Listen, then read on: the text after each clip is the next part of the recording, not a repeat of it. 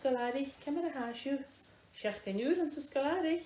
Well, chanéile sa scoláirigh has sin ag an taith ach sé 16 uair a han. Tá sin dul a dúsach an dú na bhaile, bisú déanú sé na chulamhá sa scoláirigh, sa isacham sa go bhaisiú mama mar, agus tá sin dul a dhéanú óran na dúin an tíide. So seo dí mas bhicháilú, seo ar an mis ag an taith, scoláirigh ar son na bháin an san teachcin.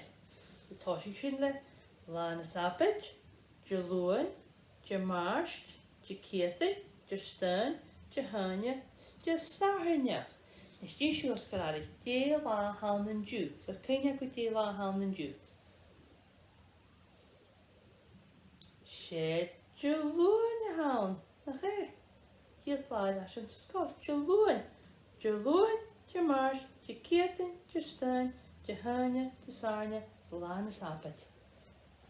Bís a siúil sin.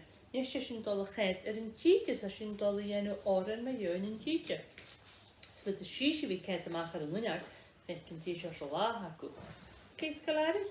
Agus an drásta has sin dul a haid an dára seo. Cin a chuir in seo. Sé, mitúlich, an is nig fáil fech cin dála. Sinne. Sin dul a haid fe seo. Dé seir sa síide a hacan an dú.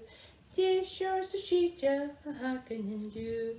A bhfuil an discán, a bhfuil I gríanach, a bhfuil I scóthach, dé a bhech, a bhfuil I gúthach, a bhfuil I tíram, a bhfuil I ráide, mar an danach. Dé seir sa síide a hacan an dú. Dé seir sa síide a hacan an dú.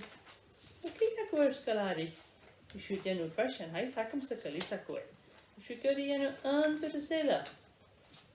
Under a sile stácha. An is sin luadú under a sile.